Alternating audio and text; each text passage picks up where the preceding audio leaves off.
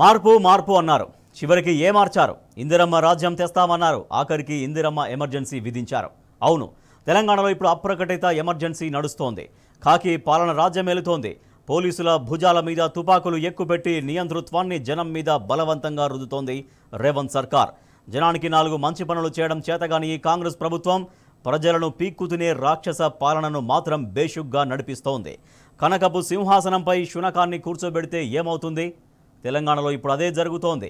పాలన పిచ్చోడి చేతిలో రాయిలా మారింది. తుగ్లక్ను తలదన్నే అరాచక పాలనతో తెలంగాణ ప్రజలు రోజు నరకం చూస్తున్నారు. ఏమున్నా ఇక్కడ ఖాళీ బిందెలు తప్ప అని రేవంత్ నొసలు చిట్లించినప్పుడే ఆయన గారి దోపిడీ కుట్ర బట్టబయలైంది.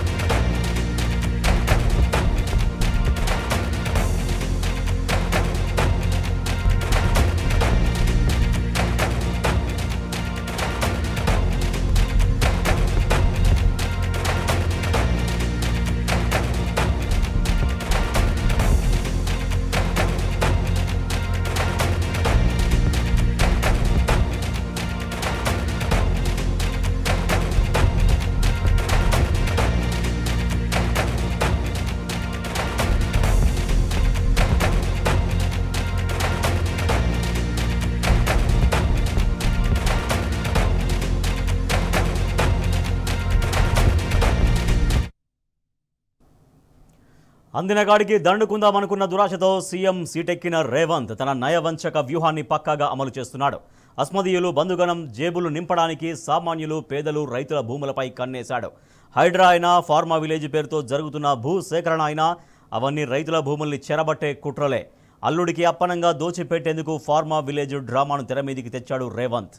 వికారాబాద్లో 100 ఎకరాలు మింగేయడానికి పక్కా పథకం రచించాడు. భూములు లాక్కురమ్మని అధికారుల్ని పంపిస్తే కడుపు మండిన రైతులు పొలిమేరల దాకా తరిమి కొట్టారు. మా భూముల జోలికొస్తే ఖబర్దారని రైతన్న గర్జించడంతో ప్రభుత్వం దౌర్జన్య కాండకు దిగింది. రాత్రికి రాత్రే లగచెర్ల గ్రామాన్ని పోలీసులు చుట్టుముట్టారు. సుమారు 300 మంది పోలీసులు ఊరి మీద పడ్డారు. అర్ధరాత్రి వేళ కరెంటు బంద్ చేసి ఇంటర్నెట్ సేవలు ఆపేసి ఇళ్ల తలుపులు బద్దలు కొట్టి గడప గడపకు సోదాలు చేసి 55 మందిని పట్టుకొని బంధించారు. 16 మంది రైతులను అరెస్ట్ చేసి రిమాండ్కు పంపించారు. లాకప్లో రైతులను చిత్రహింసలు పెడుతున్నారు.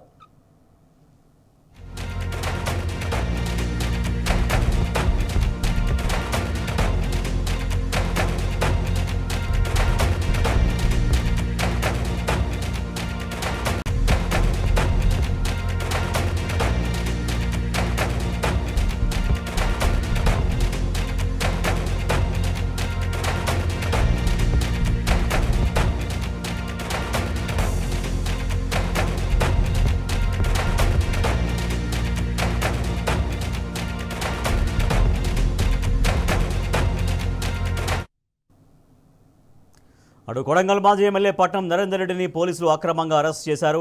హైదరాబాద్ కేబీఆర్ పార్కులో ఆయన మార్నింగ్ వాక్ చేస్తుంటే కిడ్నాపర్లలాగా మీదపడ్డ పోలీసులు నరేందర్ రెడ్డిని అదుపులోకి తీసుకున్నారు.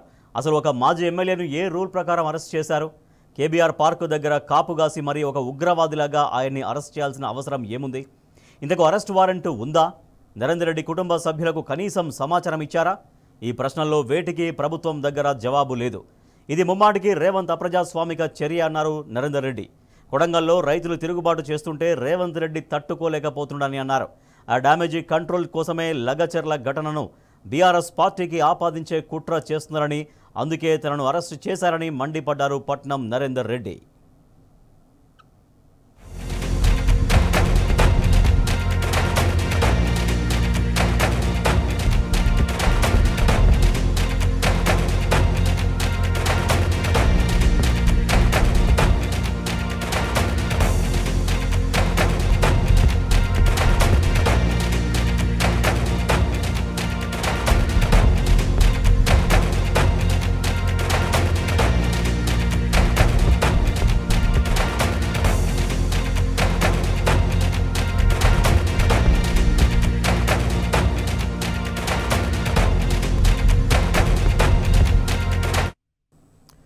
రేవంత్ భూదందాలపై బీఆర్ఎస్ వర్కింగ్ ప్రెసిడెంట్ కేటీఆర్ నిప్పులు చెరిగారు. పేదల భూముల్ని అస్మదీయులకు దోచిపెడుతున్న దుర్మార్గాలను ఆధారాలతో సహా బయటపెట్టారు. ముఖ్యమంత్రి రేవంత్ అనాలోచిత మూర్ఖపు తుగ్లక్ నిర్ణయాల వల్లే మన కొడంగల్ ఘటన జరిగిందన్నారు కేటీఆర్. నేను సేమ్ పేరు పెడితే బాగుండదు అనుకొని ఫార్మా విలేజ్ సిటీ అన్నాడు కాబట్టి విలేజ్ అని చెప్పి ఓ పేరు మార్చిండు. కేసీఆర్ అనేవాళ్ళు ఉండొద్దు కదా, మార్చి 20 చోట్ల ఫార్మా విలేజ్లని డిక్లేర్ చేసిండు.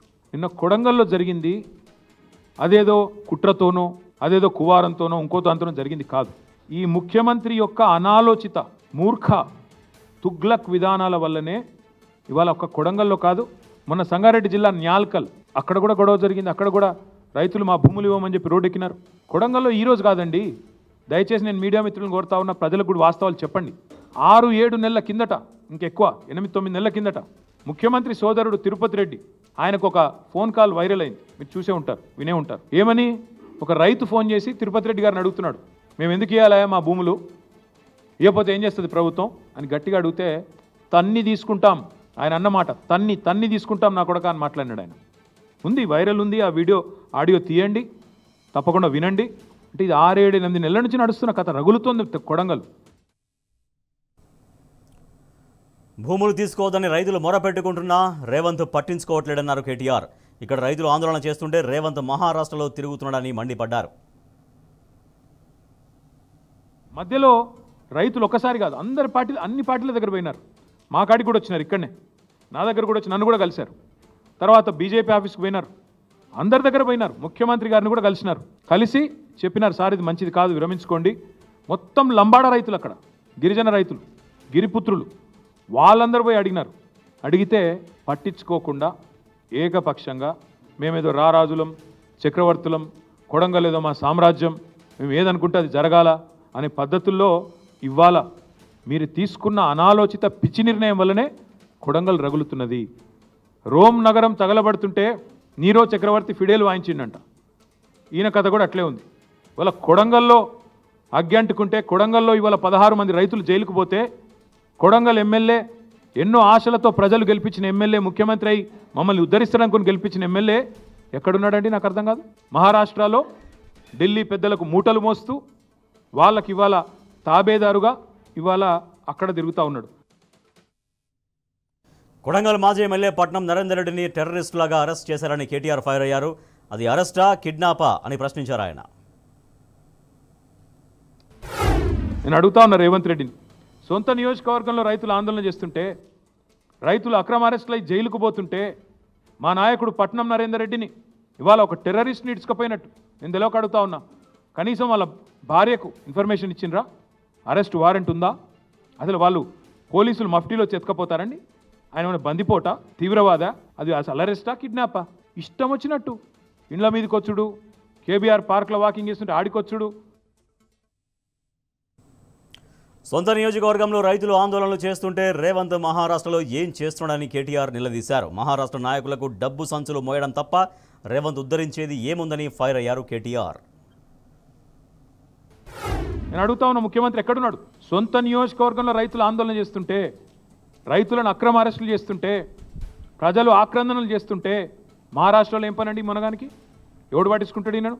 చౌరస్తాలో షోలాపురం నిలబడితే ఎవడు గుర్తు కూడా పట్టాడు ఈయనను. ఈయన ఆడవ ఏం చేస్తున్నాడు? ఈ విషయం మీద ఎందుకు స్పందిస్తలేవు? ఎవరైతే గెలిపించి నీకు సీట్ అప్ప చెప్పినరో వాళ్ళను కాదని నీకు అక్కడేం పని అంటా ఉన్నా. ఇవాళ మహారాష్ట్రలో ఉండే కాంగ్రెస్ వాళ్ళకు సంచులు మోసుకొని పోవడం తప్ప నీ వల్ల ఏదేముంది అక్కడ? రా నువ్వు కొడంగల్ రా, వచ్చి లగిచర్లకు వస్తావా, హకీంపేటకు వస్తావా, దుద్యాలకు వస్తావా, ఎక్కడికి వస్తావా? రా, వచ్చి కూర్చో, రైతులకు చెప్పు, నీ ఆలోచన వల్ల జరుగుతున్న లాభం ఏందో చెప్పు. భూసేకరణ పేరుతో రేవంత్ ప్రభుత్వం దళిత, గిరిజన, బీసీల భూముల్ని లాక్కుంటోందని కేటీఆర్ మండిపడ్డారు. పేదల భూములన్నీ రేవంత్ తన కుటుంబ సభ్యులకు దోచిపెడుతున్నాడని నిప్పులు చెరిగారు.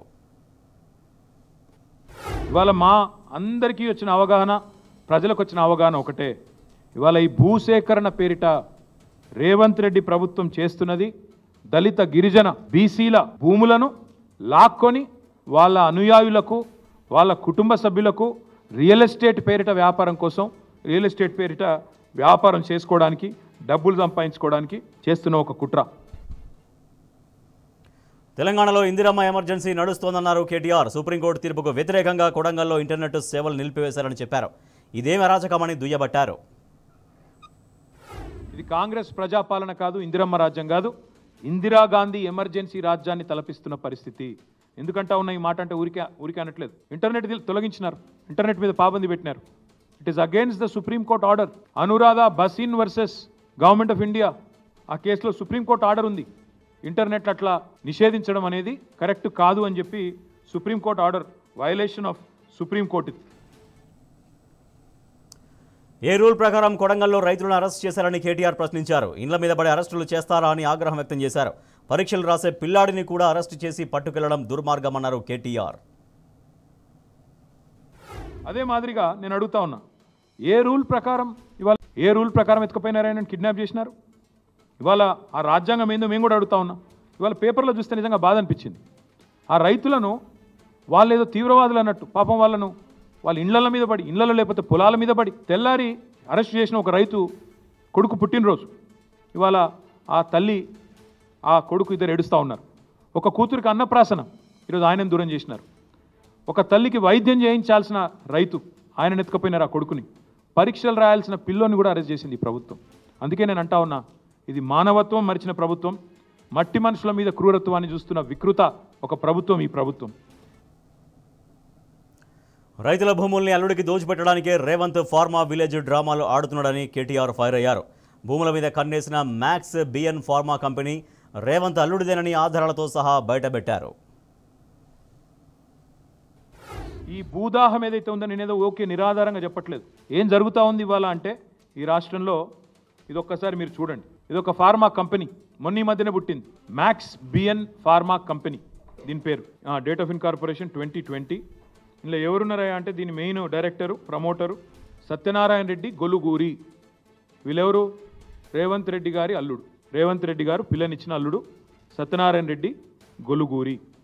ఈ మ్యాక్స్ బిఎన్ ఫార్మా కంపెనీ విస్తరణ కోసం ఈ ఫార్మా విలేజ్లలో భూములు తీసుకొని దానికి అనుగుణంగా వాళ్ళ విస్తరణ కోసం సహకరించడానికే ఇదంతా చేస్తూ ఉన్నారు. ఇంకొక మాట, ఇందులోనే ఇదే మ్యాక్స్ బిఎన్ ఫార్మా కంపెనీలో ఇంకొక ఆయన ఉన్నాడు డైరెక్టర్, ఆయన పేరు అన్నం శరత్. ఈ అన్నం శరత్ అన్నట్టు ఆయనది కూడా ఇంట్రెస్టింగ్ ఇది ఉన్నది. మ్యాక్స్ బిఎన్ ఫార్మా కంపెనీ ఏమో వాళ్ళ అల్లుడు గారిది, అందులోనే ఇంకొక ఆయన ఉన్నాడు అన్నం శరత్. అన్నం శరత్ ఎవరు అంటే సహృదయ హెల్త్ కేర్ ప్రైవేట్ లిమిటెడ్ అనే కంపెనీలో కూడా ఆయన డైరెక్టర్. సహృదయ హెల్త్ కేర్, ఆ సహృదయ హెల్త్ కేర్ అన్నం శరత్ ఎవరంటే ఒక గీన ముఖ్యమంత్రి పక్కన నిలబడ్డా, ఆయన ముఖ్యమంత్రి పక్కన నిలబడ్డాడు. ముఖ్యమంత్రి గారు మొన్న మెడికవర్ అనే ఒక హాస్పిటల్ ప్రారంభోత్సవానికి వరంగల్కు ప్రత్యేకంగా పోయినారు. వరంగల్ ఎంజీఎం హాస్పిటల్కి పోలేదు. వరంగల్లో రైతులు పత్తి కొంటలేకపోతే పత్తి రైతులు ఏడుస్తుంటే అక్కడ పోలేదు. వరంగల్ ఎంజీఎం హాస్పిటల్లో 6 గంటల కరెంటు పోతే పట్టించుకోలేదు. కానీ ఒక ప్రైవేట్ హాస్పిటల్, మెడికవర్ హాస్పిటల్ ప్రారంభోత్సవానికి ముఖ్యమంత్రి గారు హెలికాప్టర్లో పోయినారు. ఎందుకబ్బా ఈయన మీద ఇంత ప్రేమ అని మేము తవ్వి చూస్తే, ఈ అన్నం శరత్ అంటే ఆయనే గొలుగూరి సత్యనారాయణ రెడ్డి అని ముఖ్యమంత్రి గారు అల్లుడు, ఇద్దరు co directors Max BN pharma company. Medicover hospital ఏదైతే ఉన్నదో, నాకు తెలిసినంత వరకు, నాకున్న అవగాహన ఉన్నంత వరకు రేవంత్ రెడ్డి గారి వ్యవహారం మనందరం కూడా చూస్తూ ఉన్నాం కాబట్టి, మొన్న ఒక యూనిట్ పెట్టింది బెంగళూరులో, దాన్ని స్వయంగా డీకే శివకుమార్ గారు పోయి ప్రారంభించినారు. మరిగా దాని వెనకాల ఉన్నది ఎవరో, ఆ మెడికవర్ హాస్పిటల్ అక్కడ ఉన్నది ఎవరిదో కూడా ప్రజలు అర్థం చేసుకుంటారని ఇదంతా చెప్తా ఉన్నా. అక్రమంగా భూములు గుంజుకుంటే ఎందుకు ఊరుకుంటారని కేటీఆర్ ప్రశ్నించారు. సురేష్ అనే రైతుది 7 ఎకరాల భూమి పోతోందని తెలిపారు. విలువైన భూమిని అప్పనంగా గుంజుకుంటుంటే కడుపు మండదా అన్నారు కేటీఆర్. ప్రశ్నించే గొంతునవుతా అంటూ మల్కాజ్గిరిలో డైలాగులు కొట్టిందెవరని నిలదీశారు ఆయన. విచిత్రం ఏంటంటే ఇదేదో నిన్ననే పుట్టిన సమస్య అన్నట్టు. సురేష్ అనే రైతు 7 ఎకరాలు ఆయన పోతా ఉంది. ఆయన ఇన్సిడెంటలీ టీఆర్ఎస్ నాయకుడు. ఎస్, టీఆర్ఎస్ నాయకుడే. ఆయనది కూడా 7 ఎకరాల భూమి పోతోంది. 7 ఎకరాల భూమి పోతుంటే, విలువైన భూమి పోతుంటే, ప్రభుత్వం 30-40 లక్షల ఎకరాలు విలువ చేసే భూమిని 3-4 లక్షలకు గుంజుకుంటా అంటే కడుపు మండదా? అడగద్దా? ఆయన ఏమైనా కొట్టిండా?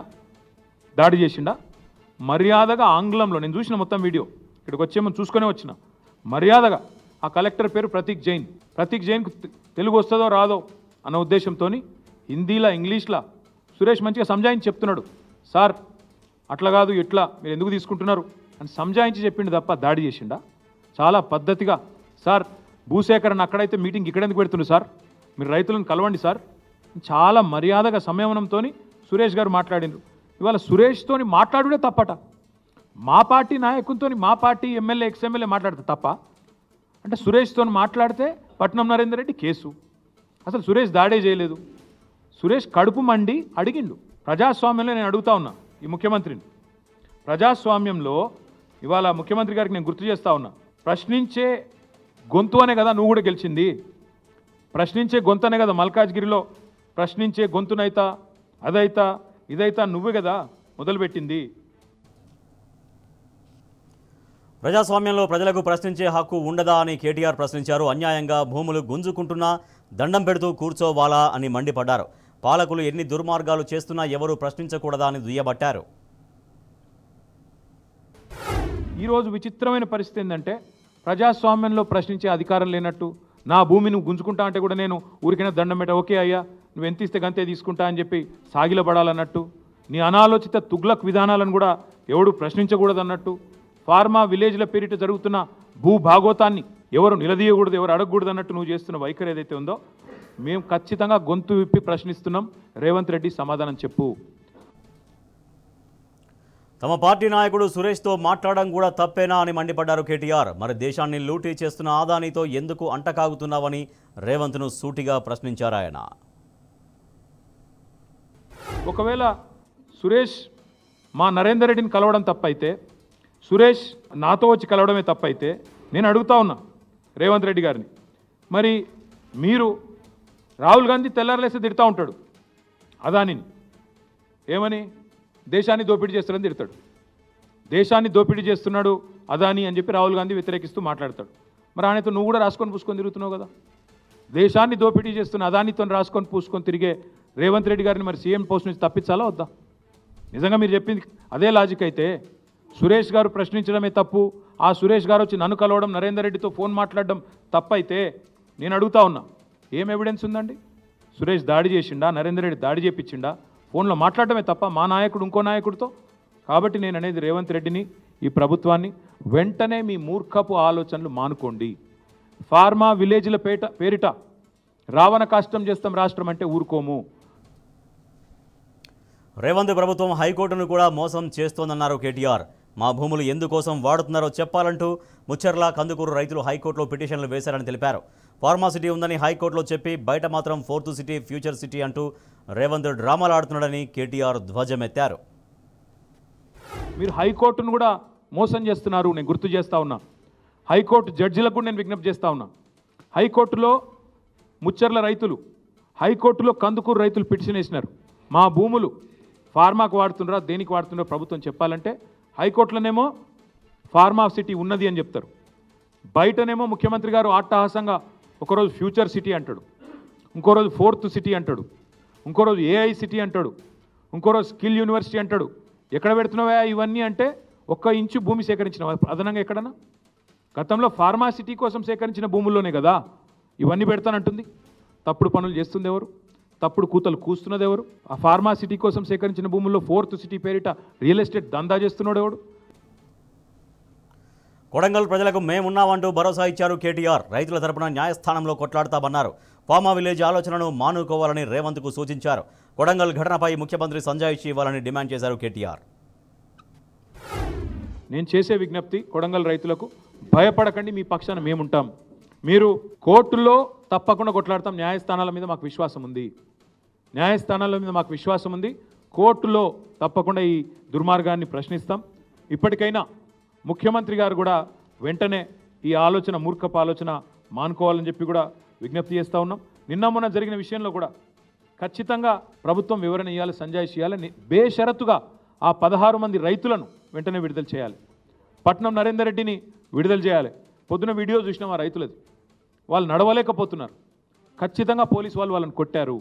మెడికో లీగల్ పరీక్షలు వెంటనే చేయాలి. నేను మేజిస్ట్రేట్ గారిని కూడా కొడతా ఉన్నా, దయచేసి మీరు ఆదేశించండి. వాళ్ళని రిమాండ్కి పంపే ముందే, వాళ్ళని మళ్ళీ తిరిగి జైలుకి పంపే ముందే వాళ్ళకి ఎక్కడెక్కడ వాళ్ళ శరీరం మీద దెబ్బలు ఉన్నాయో వెంటనే మెడికల్ ఎగ్జామినేషన్ చేయించాలి. వెంటనే మాకు ప్రభుత్వ వైద్యుల మీద నమ్మకం లేదు, ప్రభుత్వ వ్యవస్థ మీద నమ్మకం లేదు. ప్రైవేట్ వాళ్ళని పంపించండి, థర్డ్ పార్టీని పంపించండి, మేజిస్ట్రేట్ గారి చాయిస్, దయచేసి ఎగ్జామినేషన్ చేయించండి. వాళ్ళని చిత్రహింసలు పెట్టారని చెప్పి చెప్తా ఉన్నారు. నడవలేకపోతున్నారు. మీరు చూడండి వీడియో. అంటే మీరు భూములు ఇవ్వకపోతే కొడతారా? ఇక భూములు ఇవ్వకపోతే వాళ్ళ భూములు గుంజుకుంటేందుకు జులుం చేస్తావు. లగచర్ల ఘటనలో పట్నం నరేందర్ రెడ్డికి కోర్టు రిమాండ్ విధించింది. నరేందర్ రెడ్డిని పోలీసులు కొడంగల్ కోర్టులో హాజరుపరిచారు. కోర్టు 14 రోజుల రిమాండ్ విధించింది.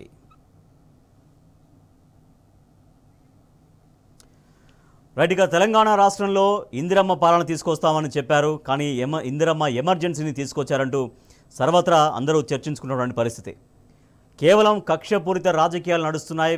ఇక్కడ పార్టీలు వ్యక్తులుగా టార్గెట్గా మాత్రమే నడుస్తున్నాయి. కేవలం బీఆర్ఎస్ పార్టీని మాత్రమే టార్గెట్గా చేస్తూ ఇక్కడ రాజకీయాలు నడుస్తున్నాయంటూ ముఖ్యమంత్రి సొంత నియోజకవర్గంలో వ్యతిరేకత వస్తుంటే, రైతులు తిరగబడుతుంటే ఆ తిరుగుబాటును, ఆ వ్యతిరేకతను కప్పిపుచ్చుకునేందుకు మొన్న జరిగినటువంటి లగచర్ల ఘటనను బీఆర్ఎస్ పార్టీకి ప్రమేయం ఉందంటూ బీఆర్ఎస్ పార్టీని బదనాం చేసే విధంగా, దాన్ని బీఆర్ఎస్ పార్టీకి అంటగట్టే విధంగా ముఖ్యమంత్రి వ్యవహరిస్తున్నారంటూ, సో ఇటువంటి కుట్రల్ని, ఇటువంటి చర్యల్ని ఖచ్చితంగా ఎదుర్కొంటాం, న్యాయపరంగా ఎదుర్కొంటామంటూ బీఆర్ఎస్ పార్టీ స్పష్టం చేస్తోంది.